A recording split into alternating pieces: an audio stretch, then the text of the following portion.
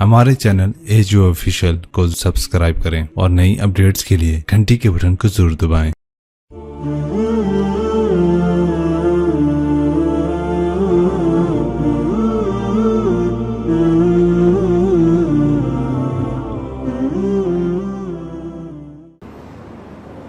मैं कभी तफसील में इस किस्से को नहीं सुना सका कि मेरे जज्बात मेरे ऊपर गालिब आ जाते हैं, मेरे अल्फाज बिखर जाते हैं, टूट जाते हैं, मेरा बंद टूट जाता है।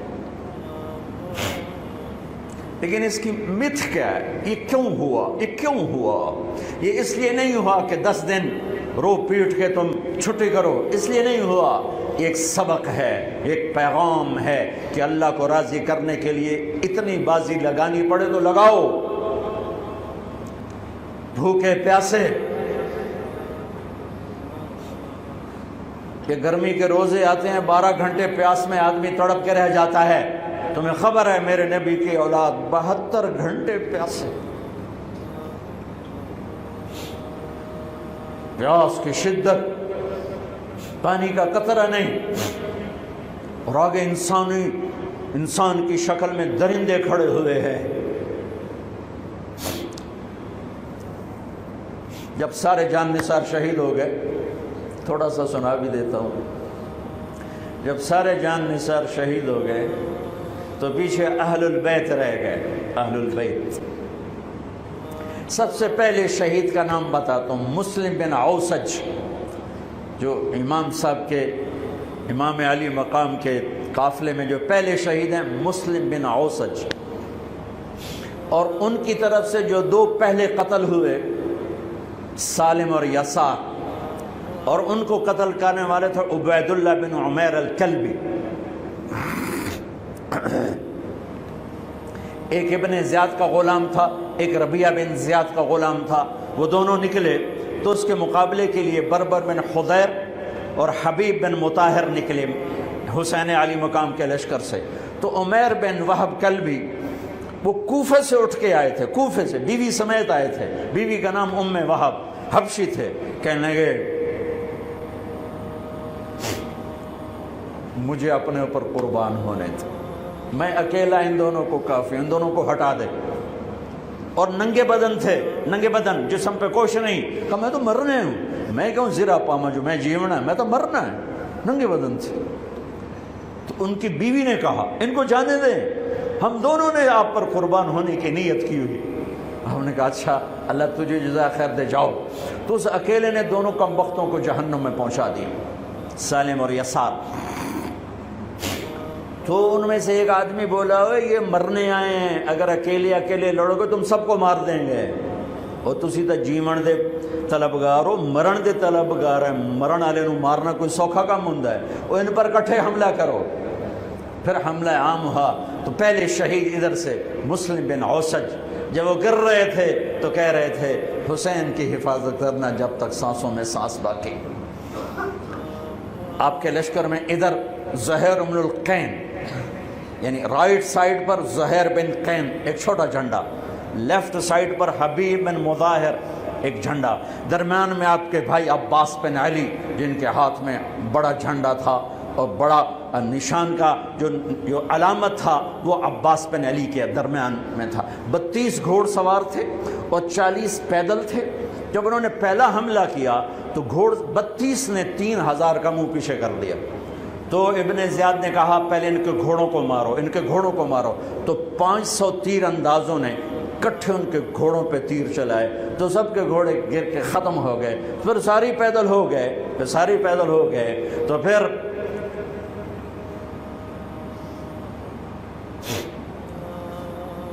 मैं अटक जाता हूँ,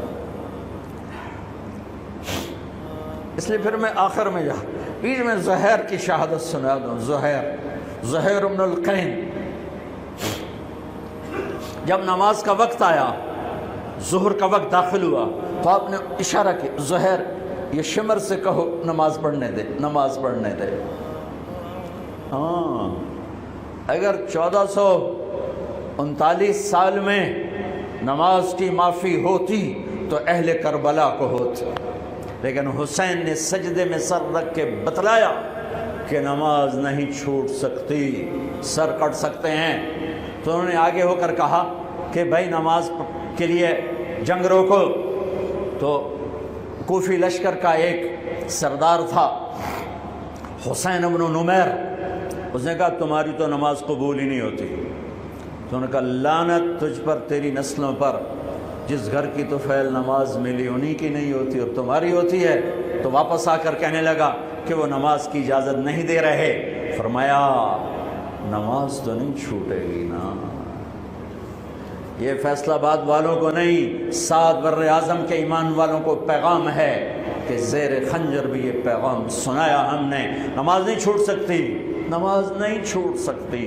اللہ کی قسم کوئی مسئلہ نہیں تھا اگر یہ چھوڑ دیتے۔ جنگ سے پہلے آنکھ لگ گئی، آنکھ کھلی تو ہنس پڑے۔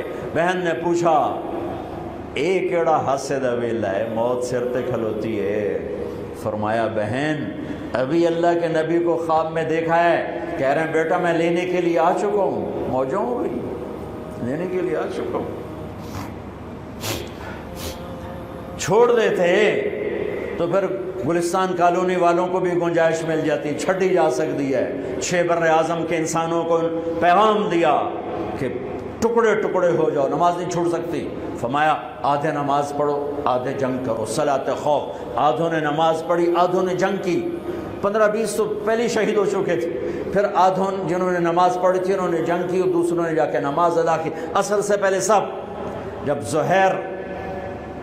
زہیر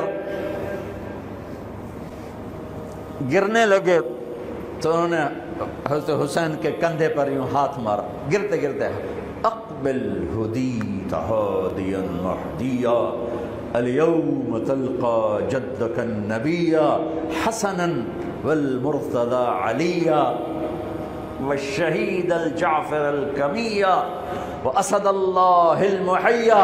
ہاں آگے بڑھ، تیرے لیے تیرا نانا پھولوں کے ہار لے کے کھڑا ہوا، آگے بڑھ، آج تیری ملاقات کا دن ہے۔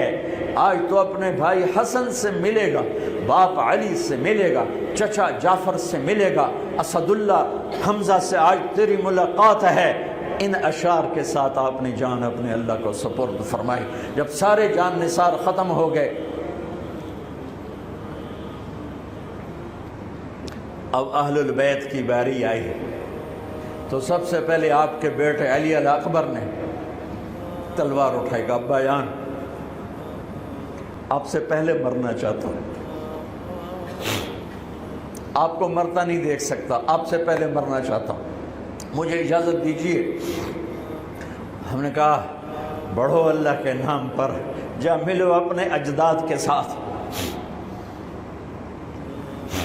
تو بڑے حسین تھے علی الاکبر، جس طرف گئے وہ آگے آگے، کوفی آگے آگے، یہ پیچھے پیچھے، تو 1 اور 3000 کیا مقابلہ تھا۔ آخر خاک و خون میں لوٹائے گئے، تڑپ کے گرے۔ تو پھر حسن کے بیٹے قاسم کا چچا، میں نہیں جانا، اس قافلے میں، اس حسینی قافلے میں اہل البیت وہ 17 قتل ہوئے، ان میں سب سے حسین قاسم تھے، قاسم بن حسن، قاسم بن حسن۔ جب ان پر تلوار کا وار پڑا تو ان کا ہاتھ کٹا اور نیچے گرے تو انہوں نے کہا یا اماں، ہائے چچا۔ تو حضرت حسین زخموں سے چور ہو چکے تھے، لیکن جس سے بجھتی شمع بھڑکتی ہے، اب زخمی شیر کی طرح لپکے اور کائی کی طرح مجمع کو چیرا۔ جب وہاں پہنچے تو وہ ایڑیاں رگڑ رہے تھے اور خاک و خون میں لت پت تھے، تو اٹھا کے سینے سے لگایا۔ ان کی آخری ہچکیاں ان کے سینے پہ ختم ہوئیں۔ کہنے لگے بھتیجے آج تیرا چچا بڑا بے بس ہے، آج وہ تیری مدد کو نہیں آ سکتا ہے، لیکن ایک دن آنے والا ہے جب تیرے نانے کی عدالت میں فیصلہ ہوگا۔ پھر ان کی لاش کو اٹھایا،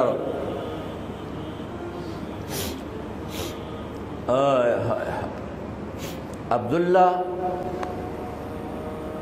بن حسن، ابو بکر بن حسن، قاسم بن حسن، علی بن حسین لاشیں پڑے ہوئے ہیں، عبداللہ بن عقیل، عبد الرحمن بن عقیل علی کے بھائی لاشیں پڑے ہوئے ہیں، اپنے بھائی عباس بن علی، محمد بن علی، عبداللہ بن علی، عثمان بن علی، ابو بکر بن علی اور حسین بن علی، 5 بھائی پہلے لاشیں پڑے ہوئے ہیں۔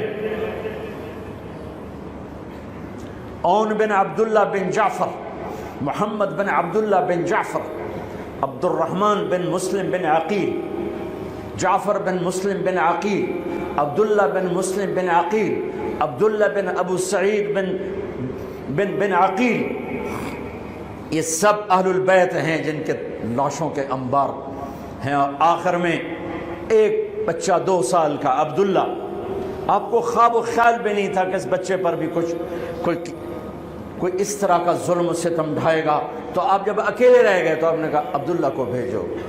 آخری ملاقات بیٹے سے، تو اس کو سینے سے لگایا، چوم کے یہاں بٹھایا، ابھی تقدیر کا کچھ امتحان باقی تھا۔ 2 سال کا بچہ، شامی لشکر سے بنو اسد کا ایک بنو ابن الموقد، اس نے تیر جو چلایا خطا بھی جا سکتا تھا، یہاں آ کے لگا اور پار ہو گیا، بچے کی گردن ایسے ڈھلک گئی، یہاں امام علی مقام۔ ارے بھائی، میں قطر ہاسپٹل گیا کسی کام، تو وہاں کسی کا بچہ تھا منگوڑے میں ہاسپٹل میں، ویسے تڑپ رہا تھا، پتہ نہیں اس سے کیا تھا، اور اس کی ماں ایسے اس کو کھڑی دیکھ، یہ منظر میں آج تک نہیں بھولا۔ اس ماں کے چہرہ، صرف اس کی آنکھیں نہیں رو رہی تھی، مجھے اس کا سارا وجود روتا ہوا دکھائی دیا، اور اس بچے کے اوپر ڈاکٹر کھڑے ہوئے ہیں، اچھا نہیں کیا، مجھے نہیں پتا اس کو کیا تھا، وہ ایسے بے قرار ہو کے تڑپ رہا تھا۔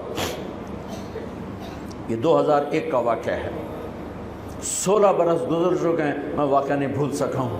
اس باپ کو سوچو جس کے سامنے 2 سال کے بچے کے گردن کے تیر پار ہو گیا، اور پھر وہ خون، یہاں بچے کا خون دونوں ہاتھوں میں لیا اور یوں آسمان کی طرف بلند کر کے کہا، میرے رب، بس تو راضی ہو جا، تو راضی ہے تو کم ہی بڑھ گئے۔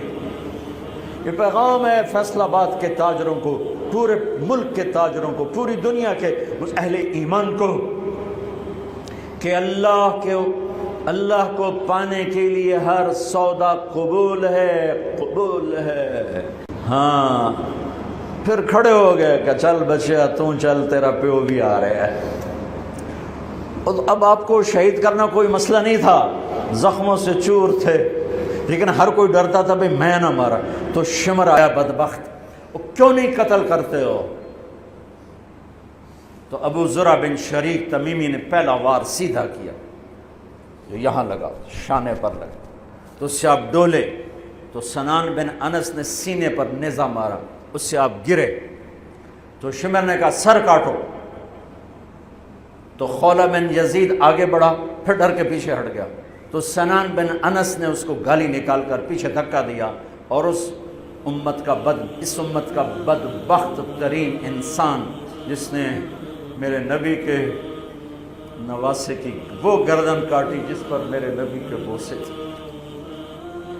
گردن کاٹ کے سر اوپر چڑھا دیا۔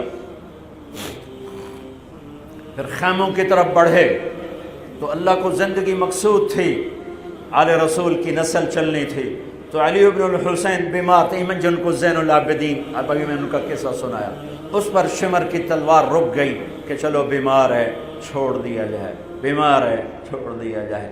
تو خواتین، بچے، حضرت علی کی بیٹیاں فاطمہ بنت علی، زینب بنت علی، حضرت حسین کی بیٹی سکینہ بنت حسین، اور آپ کی بیگم رباب، آپ کو بیویوں میں سب سے محبوب بیوی تھی رباب۔ آپ فرمایا کرتے تھے جب رباب میکے چلی جاتی ہے تو میری تو نیند ہی اڑ جاتی ہے، اتنا ان سے پیار تھا، وہ بھی ساتھ تھی۔ ان سب کو ان کے کانوں کی بالیاں کھینچ کے اتار دی۔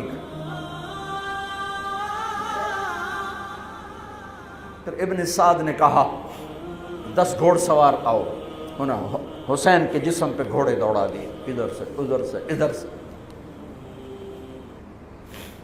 جب قافلے کو گھسیٹ کے باہر لائے، لے جانے لگے تو حضرت زینب نے دیکھا 72 سر نیزوں پہ چڑھے ہوئے تھے۔ سب سے معصوم سر عبداللہ بن حسین، وہ بھی نیزے پہ چڑھا ہوا تھا۔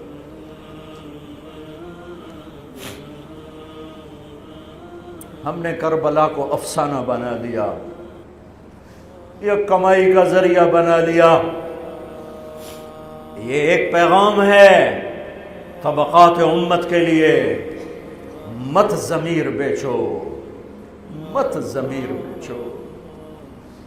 ٹکڑے ٹکڑے بدن۔ تو حضرت زینب کی زبان سے چند الفاظ نکلے جنہوں نے، آپ حیران ہوں گے، کوفی لشکر والے رونے لگے جو ابھی قتل کر رہے تھے، ان کی آنکھوں میں آنسو آ گئے۔ وا محمدا وا محمدا،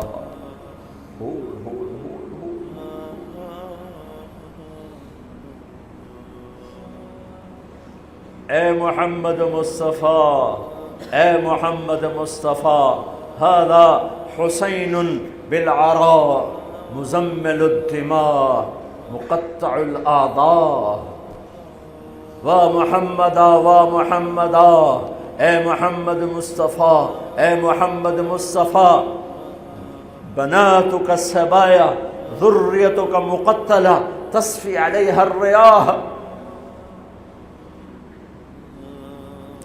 آج حسین کی بارات ہے محمد مصطفیٰ، آج تیرے نواسے کی بارات ہے، آج اس نے اپنی بوٹیوں کا ہار گلے میں ڈالا ہے، اپنے خون کے قطروں سے بنا ہوا لباس پہنا ہے، آج وہ سرخ جوڑے میں بڑا حسین نظر آ رہا، آج وہ سرخ جوڑے میں بہت پیارا لگ رہا، اس کا جسم بکھرا ہوا ہے، اس کی بوٹیاں بکھر گئیں، اس کے بدن کے ٹکڑے ٹکڑے ہو گئے، آج اس کا لاشا پڑا ہے۔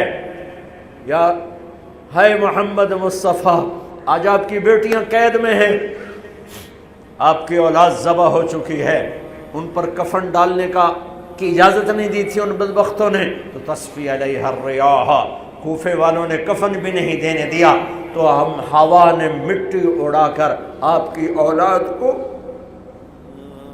مٹی کا کفن پہنا دیا ہے۔ ہاں، یہ کٹا ہوا سر پھر صرف حسین کا ابن زیاد کے سامنے پیش کیا گیا، تو اس نے منہ پہ چھڑی ماری، پھر چھڑی ماری، پھر کہنے لگا میں نے ایسا حسن نہیں دیکھا کہ مر کے بھی چہرہ مسکراتا چمکتا ہو۔ تو حضرت انس نے کھڑے ہو کر کہا او ظالم، یہ چھڑی یہاں سے ہٹا، نہ کر، میں نے ان ہونٹوں پہ اللہ کے نبی کے ہونٹوں کو لگتے دیکھا ہوا ہے، نہ کر۔ کہنے لگا تو بوڑھا نہ ہوتا تو میں تیری گردن اڑا دیتا، تیری عقل خراب ہو گئی ہے، تو میں میری نہیں، تیری عقل بگڑی ہے، آنے والے دن تو دیکھے گا تیرے ساتھ کیا ہوگا۔ پھر یہی سر یزید کے سامنے رکھا گیا، اس نے منہ پہ چھڑی ماری، تو زید ابن ارقم کھڑے ہو گئے، کہنے گے نہ کر، میں نے ان ہونٹوں پہ نبی کے ہونٹوں کو لگتے دیکھا ہوا۔ میرے بھائیو، نماز کا وقت قریب ہو گیا، بلکہ میں نے زیادہ وقت لے لیا ہے، میں کسی کی تفصیل تو زندگی بھر کبھی نہیں سنا سکا، اشارے کر دیتا ہوں، پڑھو اس کو، پڑھو، خود پڑھو، پیغام لو، پیغام لو۔ ہے ظلم کا ساتھ نہیں دیا، جھوٹ کا ساتھ نہیں دیا، ذبح ہو گئے نسل سمیت، بچوں سمیت، پوری دنیا کے تجار کو پیغام ہے، جھوٹ سے بچ، خیانت سے بچ، سارے دفتر والوں کو پیغام ہے، رشوت سے بچو، رشوت سے بچو، ظلم و ستم ڈھانے سے بچو، ساری دنیا کے، میرے ملک کا ایک ایک طبقہ ضمیر بیچ کے سویا ہوا ہے، جہاں انصاف دینے والے بک جائیں، جہاں جج کے قلم کی قیمت لگے، جہاں جس دیس کے جج کو خریدا جا سکتا، جس کے قلم کو خریدا جا سکے، جس دیس کے وکیل کو خریدا جا سکے، جس دیس میں جھوٹے مقدموں کی بھرمار ہو، جس دیس کا ڈاکٹر مریض کو مریض نہ سمجھے، گاہک سمجھے، اور مرتے کی کھال اتارے، مرتے ہوئے کی کھال اتارے، جس دیس کا وکیل خود ایک مافیا گروپ بن چکا ہو، جس دیس کا، میں وکیلوں کا رونا کیا روں، میں ججوں کا رونا کیا روں، میرے دیس کا تو ریڑھی والا بھی ظالم ہے، مزدور بھی ظالم ہے، غریب بھی ظالم ہے، مالدار بھی ظالم ہے، ظلم کے اندھیروں میں دیس ڈوبا ہوا ہے۔ میرے بھائیو، ہمارا نیا سال شروع ہو چکا ہے، اور ہم توبہ کریں اللہ کی بارگاہ میں۔ میرے بھائیو، میں بہت دہراتا ہوں اس بات کو، جس فرد میں، جس قوم میں، جس دیس میں، جس خاندان میں، جس معاشرے میں ظلم ہوگا، جھوٹ ہوگا، دھوکہ ہوگا، وہ تباہ ہو جائیں گے، چاہے مسلمان ہیں چاہے کافر ہیں۔ جس دیس میں، جس قوم میں، جس ملک میں، جس معاشرے میں، جس فرد میں سچائی ہوگی، انصاف ہوگا، دیانتداری ہوگی، اللہ ان کی حفاظت کرے گا، عزت دے گا، چاہے مسلمان ہیں چاہے کافر ہیں۔ دنیا کی عزت ضرور ملے گی، کفر کے ساتھ ملے گی، کہ سچائی، دیانتداری، عدل و انصاف پر اللہ سایہ کر دیتا ہے، چاہے کفر ہے چاہے اسلام ہے، موت تک۔ کافر ہے تو موت تک، موت کے بعد ایمان کا فیصلہ ہے، لیکن اگر ایمان ہے تو یہ جہان بھی بن گیا، وہ جہان بھی بن گیا۔ یہی فیصلہ بات کی بات ہے۔ میں صبح نکلا، سیر کر کے واپس آ رہا تھا، مجھے دور سے ایک ریڑھی والا نظر آیا، سفید داڑھی، پگڑی، تو مجھے بڑا اچھا لگا کہ عام طور پہ ریڑھی والوں کا یہ حلیہ نہیں ہوتا ہے، تو لہٰذا دور سے میری نظروں میں جچ گیا۔ جب میں قریب سے گزرا تو میں نے پھر اس کو ایسے دیکھا، تو میں نے دیکھا وہ رو رہا تھا، ایسے خاموش آنسو، ساز خاموش ہیں فریاد سے معمور ہیں ہم، اور ایک ہاتھ ریڑھی پر تھا، ایک ہاتھ پیٹی پر تھا، جو کوئی پیٹی لایا تھا، اور ایسے رو رہا تھا، ایسے رو رہا تھا۔ تو میں رک گیا، میں نے کہا بزرگو خیریت تو ہے، آپ کیوں رو رہے ہیں؟ تو اس نے مجھے کوئی جواب نہیں دیا، اس نے پیٹی ایسے اٹھا دی میرے آگے، تو وہ پیٹی سیب کی تھی، اس کے اوپر سیب ٹھیک تھے، نیچے سارے گلے ہوئے سیب تھے، تو سارے سیب ایسے بکھر گئے۔ یہ پیٹی میں سیب بھرنے والا نہ تو وکیل ہے، نہ تو ڈاکٹر ہے، نہ تو بھوانے بازار کا تاجر ہے، نہ وہ سیشن کورٹ کا جج ہے، نہ وہ کوئی ڈی سی او ہے، نہ وہ کوئی تحصیلدار ہے، وہ مزدور ہے، غریب آدمی ہے۔ غریب کا ظلم بتا رہا ہوں۔ تو جب سیب بکھرے تو میں اس کو دیکھوں، سیبوں کو دیکھوں، مجھ سے کہنے لگا، کوئی اردو سپیکنگ تھا، پنجابی نہیں تھا، اردو سے کہنے لگا، بیٹا میں بہت غریب، اس کی بہت، پر جب اس نے زور ڈالا نا، میں بہت غریب، انہیں ایسے لگا مجھے جیسے کسی نے چھری سے میرا کلیجہ چیر کے ڈالا، میرے آنسو نکل پڑے، میں اب رو رہا ہوں۔ اس واقعے کو 30 سال گزر چکے۔ بیٹا میں بہت غریب ہوں، صبح منڈی جاتا ہوں، ایک پیٹی لاتا ہوں، شام تک بک جاتی ہے، بچوں کے لیے تازہ آٹا لے کے جاتا ہوں، آج کسی نے میرے بچوں کی روٹی مجھ سے چھین، آج کسی نے میرے بچوں کی روٹی مجھ سے چھین۔ اسی سیب کی پیٹی کو اب اوپر تک لے جاؤ کہ لوگ جانوں سے کھیل رہے ہیں، اپنی عزت اقتدار جھوٹی عزتوں کے لیے عزتوں سے کھیل رہے ہیں، جانوں سے کھیل رہے ہیں، حقوق سے کھیل رہے ہیں۔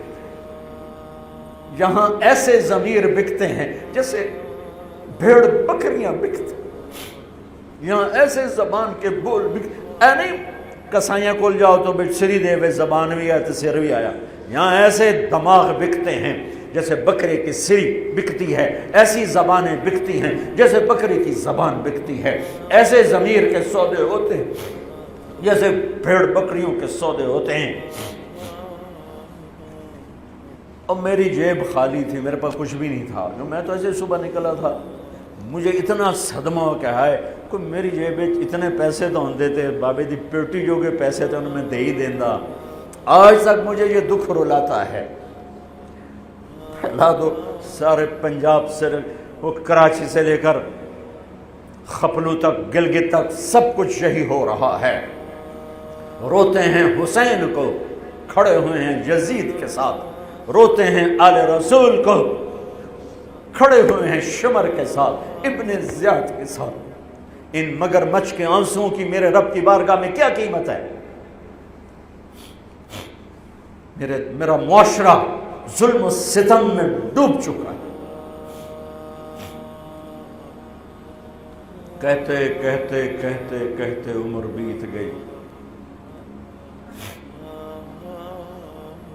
بھائیو جتنے بیٹھے ہو اتنے تو توبہ کریں ہم، کہ آؤ بھائی آج ہم اپنے اللہ کو راضی کرنا، اپنی زندگی کی منزل بنائیں، اپنی زندگی کا مقصد بنائیں۔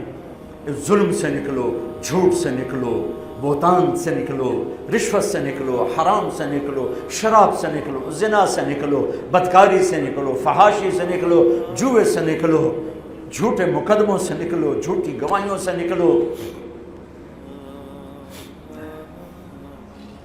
قتیبہ بن بکار کی مجلس میں مصر کا بادشاہ واز سنتا تھا، 18 برس آتا رہا، 18 برس، اور ہر سال 1000 دینار، 1000 دینار ان کو گفٹ کرتا تھا، 1000 دینار،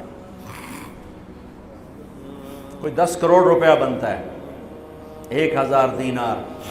18 سال کے بعد ایک فتوے پہ دستخط مانگے کہ یہاں سائن کر دیں، فتویٰ غلط تھا۔ انہوں نے کہا مولوی نو 18,000 دینار دیتے کیوں نہیں کرے گا؟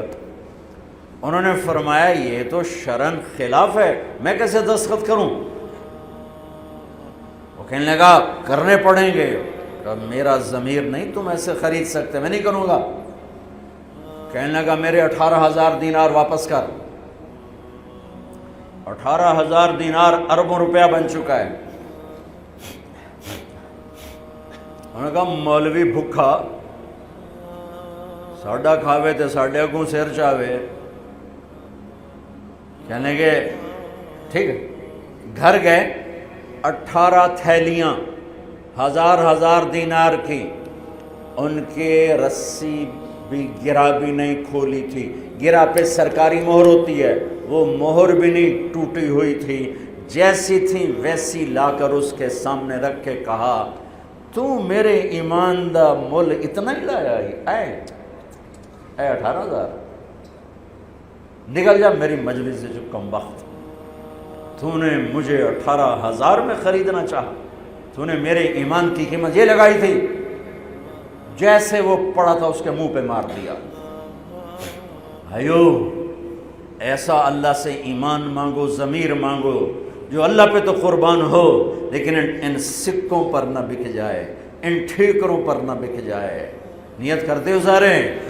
توبہ کرتے ہو میرے ساتھ؟ کہو یا اللہ میری توبہ، پھر کہو یا اللہ میری توبہ، پھر کہو یا اللہ میری توبہ۔ پکی ہے تو اللہ کے ہاں قبول ہے، چونکہ میرے رب کو توبہ جیسے پسند ہے۔ سبحان اللہ۔ اور میری تمہاری تو عمر ہی کوئی نہیں ہے۔ میرا رب کہتا ہے میرا بندہ اتنے گناہ کر کہ زمین سے اٹھا کر آسمان کی چھت کو لگا دے، یہاں سے اٹھا کر آسمان کی چھت کو لگا دے، پھر صرف ایک دفعہ کہنا یا اللہ معاف کر دو، میں ساری معاف کر دوں۔ ہمارے گناہوں کی تو حیثیت ہی کوئی۔ میں نے مانچسٹر میں بیان کیا، آخر میں ایسے توبہ کروائی تو ایک نوجوان آ گیا، لاہور کا تھا، کہا جی مولانا صاحب یہ گناہ معاف ہو گئے سارے؟ میں نے کہا ہاں۔ یہ توبہ پہ ہو گئے؟ واقعی ہو گئے؟ میں نے کہا بالکل۔ جی میں نے بہت گناہ کیے ہیں، سارے معاف ہو گئے؟ میں نے کہا بالکل ہو گئے۔ جی میں نے بہت کیے ہیں۔ میں نے کہا بیٹا تیری تو عمر ہی کوئی نہیں، تو نے کتنے کیے ہوں گے؟ تو رب کی رحمت کو جانتا نہیں۔ ہمارے بر صغیر کا معاملہ ڈراتے زیادہ ہیں، اتنا اللہ سے ڈرایا کہ اللہ سے جدائی کر دی، اللہ سے ہی بھگا دی۔ ایک دفعہ ایک آدمی کہنے لگا تسی مولویاں ساڈے کولو ساڈا رب بھی کھو لیا، بہت مالدار آدمی تھا، تسی مولویاں ساڈے کولو ساڈا رب بھی کھو لیا، تسی سانو رب کولو اتنا ڈرایا ہے کہ اسی ہن نے پتہ نہیں ساڈے نال اس کرنا کی۔ میں نے کہا یار میں تو نہیں ڈرا، تمہیں تو خوشخبری دو بھئی اللہ کے پاس آ جاؤ، اللہ کے پاس آ جاؤ، نہ کہیں جہاں میں امان ملی، جو امان ملی تو کہاں ملی، میرے جرم خانہ خراب کو تیرے عفو بندہ نواز۔ اور کوئی راستہ ہے؟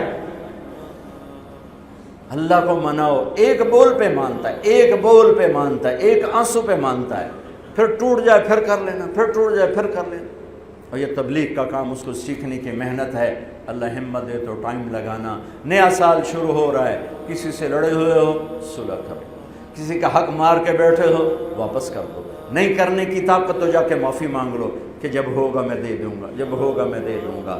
کسی کے ساتھ بغض ہے دل کو صاف کرو، کسی کا نفرت ہے دل کو صاف کرو، کسی سے بائیکاٹ کیا ہوا ہے ابھی جا کے اس سے مل لو، اس سے ملاقات کر لو اور اس سے سینے سے لگا لو کہ نیا سال اس طرح شروع ہو کہ ہمارا دل پوری دنیا کے لوگوں سے صاف ہو۔ تو اللہ تعالیٰ بھی ہمارے گناہوں کو صاف فرمائے گا، معاف فرمائے گا۔ اللہ تعالیٰ ہمیں اور آپ کو عمل کی توفیق بخشے۔ جتنا مجمع آئے ہو، اگر نماز میں سستی ہے تو بھائی آج کے بعد نماز نہیں چھوڑ، ٹھیک ہے نا؟ اور ایک جھوٹ نہیں بولنا، سچ بولنا ہے، ٹھیک ہے؟ کسی کو دھوکہ نہیں دینا، دیانتداری سے کام کرنا ہے۔ یہ چند کام کرنے کے کام بن جائے گا، سنتیں ادا کرو۔